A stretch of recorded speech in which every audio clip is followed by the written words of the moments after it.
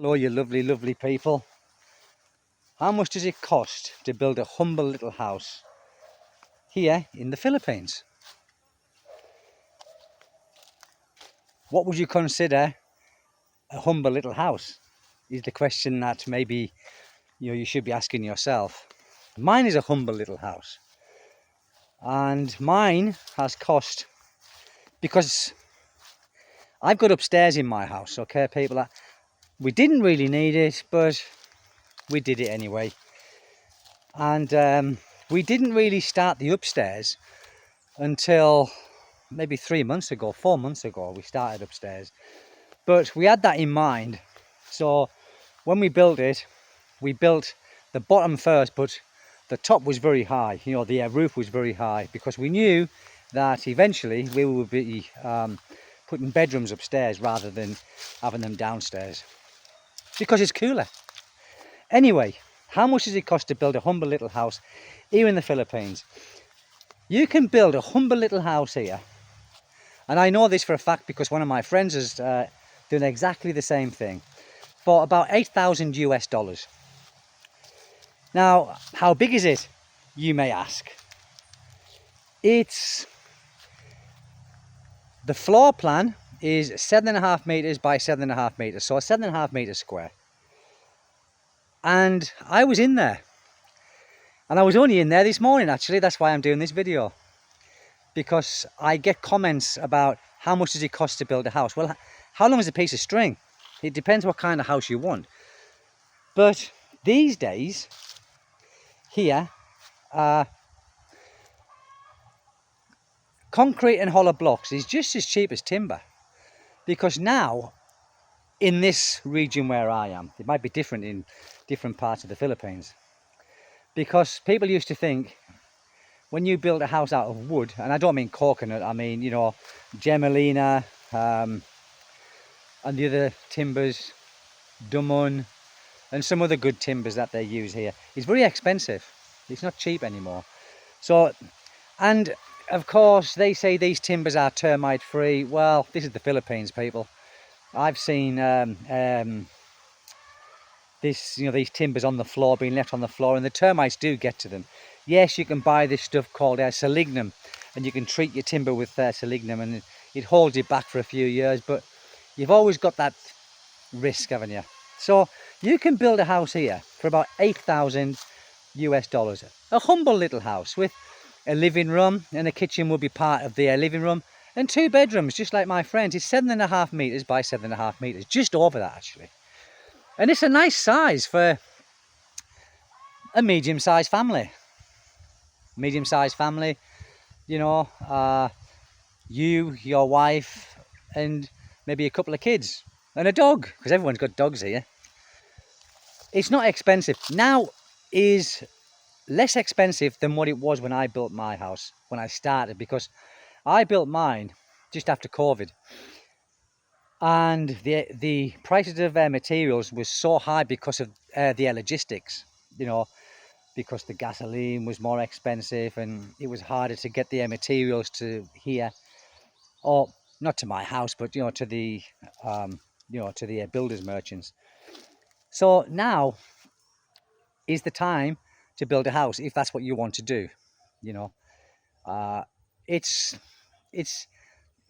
I know there's a lot of people say I would never build a house in the Philippines. Well, I think like I've said, if I wasn't married and I didn't have a child, I wouldn't build a house in the Philippines either, if I'm honest. But because I'm married and I've got a child, I think it's the way to go for me. It suits me. It suits me because there's something to leave my family, especially my son. So now everything has come down in price, like the galvanized purlins. Everything has come right down. Hollow blocks has increased, funnily enough, and the price of cement, has come down, and the price of ballast, what they use, has also come down. So I can't see why the price of hollow blocks has gone up, because when I started building mine, hollow blocks was about, I think, 14 pesos each. But now, at the same place, it's 17 pesos each. And some of these hollow blocks here, people, are like seriously, they are just like paper. You know, you can pick them up and you can crush them with your hands. So what I would suggest is the same as what I did. Pay an extra couple of pesos per hollow block and get them to put more cement in to make them a little bit stronger. And when you are filling the hollow blocks with the concrete, make sure that the builders are putting more concrete in, you know, there, more cement in. Silly Stephen. This I've been watching the boxing. I've been up since about 3 o'clock in the morning watching the Usyk fight, and obviously I've been watching the Manny fight. Now I knew like a Usyk would win, and Manny Pacquiao was a draw, a majority draw to the other guy, so he doesn't get no belt. The other guy keeps the belt because it was a draw. So anyway, I'm a little bit tired. So yes, about 8,000 US dollars will buy you a humble house. Mine has cost about 2 million pesos. So what's that? That's about $40,000, I think. But it is quite large. It's not massive inside my house, you know, but there's 2 rooms downstairs, like bedrooms. There's a large living room. The kitchen is part of the living room because I didn't want to walk too far. There will be a big room upstairs, a bedroom. So it's like a 3-bedroom place, really. And there's 2 toilets and bathroom. You know, there's 2 bathrooms. One downstairs, obviously, and one upstairs. Now, many people here don't build 2 stories. I mean, I wouldn't have done, really. I don't know what possessed me to do it. I think it was the builder when he came out and started talking me into it. So that's why. It's handy, you know, for when people come and stay over. It's handy because there's space. But getting back to building materials. Now, when I was starting to build my house, everything was high, really, honest to God. Now, I think if I was building my house again now to exact the same standards, I'd probably save about 10,000 US dollars because the prices have come down that much. It really are. You know, I was paying 240 pesos for a bag of cement. Now, the same bag of cement is only 190. So that's 50 pesos, like $1 saving almost, on one bag of cement. And I went through, so many bags of cement. And the ballast, when I was buying ballast, that was expensive. That was like 1,000 pesos for a cube. And now it's down to like 800. So everything has come down in price. The purlins, and at the time I didn't get the galvanized ones because they were so expensive, so I just got the normal mild steel ones and red leaded them. But now you can get the galvanized purlins at the same size and the same thickness for, I think they own about 100 pesos a length difference now compared to what they were. So you can build a house here, guys, for cheap. Really, really, really you can. If this is what you're planning to do.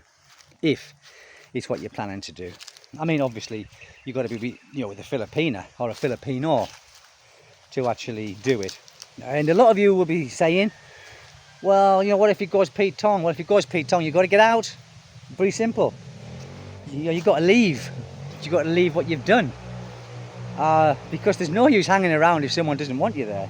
Even if they don't throw you out, there is no point hanging around, And yes, it's a risk that we all take. And of course, I've fallen on hard times when I first come, when I lost mine. But that was already built, that house. That was a house in a subdivision, and I was pleased to get out of it, to be honest. And I think buying a house here, buying a house and lot, it could be the option for a lot of you, because maybe a lot of you don't want the aggravation of building a house, because it sounds nice when you think, I'll buy some land and we will build this house ourselves to our design. There's headaches, people. There's lots of headaches, and the biggest headache you will have is probably with the workers, like I've had. They turn up brilliantly at first. Timekeeping is impeccable at first, but then it kind of dwindles to not being impeccable. It kind of dwindles to where, are they going to turn up today? Like that. So yeah, there's a lot of headaches, but me, what would I do? Would I buy a house and lot if I had to do it all again, or would I buy land and build a house? Well, I think the beauty of buying your own land and building your house is you can pick your area. You know, you can pick it. Now, depending on where you are, obviously depends on the price per square meter. Now here was 500 pesos per square meter, which is bloody well cheap, isn't it? But if you go 15 kilometers to the city of Dipolog, you are looking at 3,000 plus per square meter. And the space that you will have will not be like this, because there's nothing in Dipolog like this. It's just a city. I don't like built up areas. So me living here suits me. I do miss the city. I miss... Where's that dog? So you've got to be careful here with dogs, because like I said before, like a lot of them haven't been, you know, they've had no rabies shots. I mean, luckily, the dogs here are not, they're not aggressive. I shouldn't say that, should I? One will probably come and bite me ankle, you know, give me rabies. So, it depends where you want to buy it. Me, personally, I don't like built-up areas. So this suits me to the ground. You people, if you are thinking of doing what I done, is this might not be for you. So, of course, and also depending on how much land you want. If you buying it in a city, the land that you probably would like will not be that much.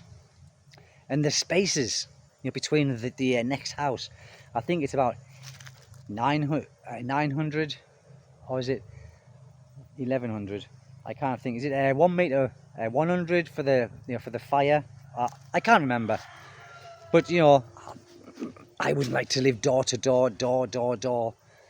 But some people do. You know, I miss the city because I miss the you know, the life in the city here, in these provinces. Not all, but this one in particular that you know, like I live in. At about 8 o'clock, 9 o'clock latest, everyone's in bed. Everyone's in bed, people. You know, I'm kind of like thinking, oh, what can I do? Nothing, because everyone's asleep. In the city never sleeps. So there's much more to do. And the closer you go to the city, the more expensive it becomes. So you've got to bear that in mind as well. Here, it does lack good schooling, I will be honest. It does lack good medical care, I will be honest about that as well.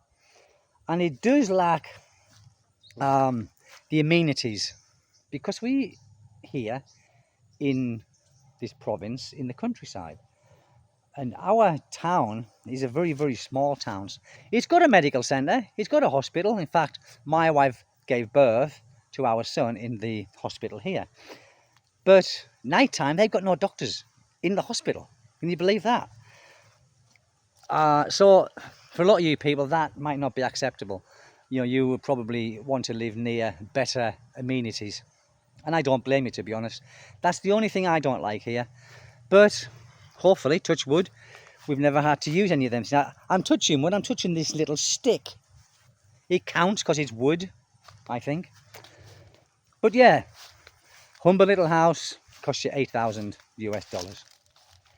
Might even cost you less. It depends on your materials as well, because there is different grade steel here, like different thicknesses, like 0.4 of a millimeter, 0.5, 0.6. Obviously, the higher the points, you know, getting towards that millimeter, is more expensive.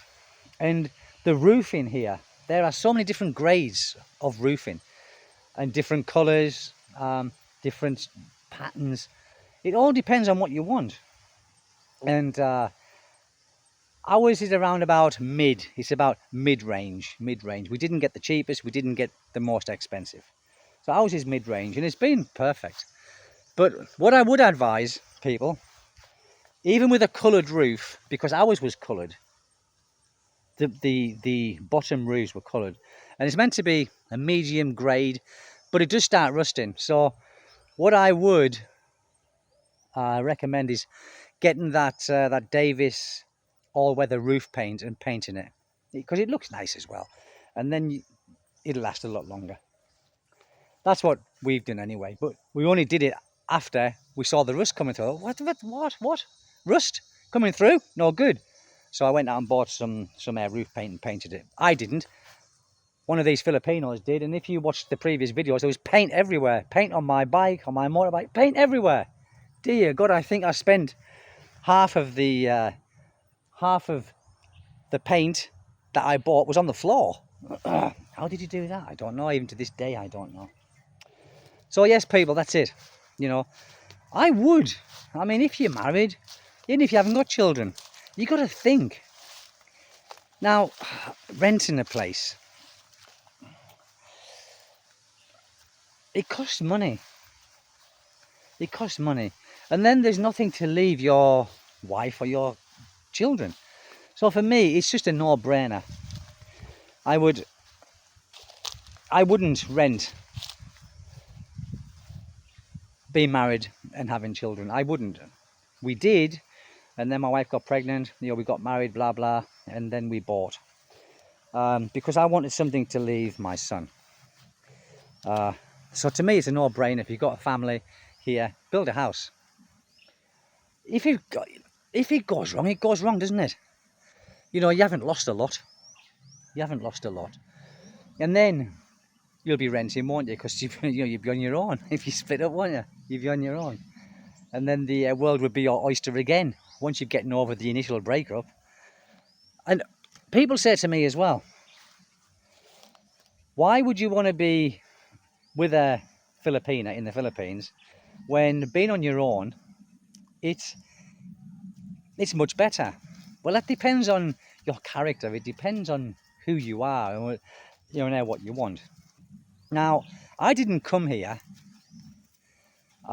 with the idea of getting married, and especially with the idea of having any more children. That just, it was unthinkable to me.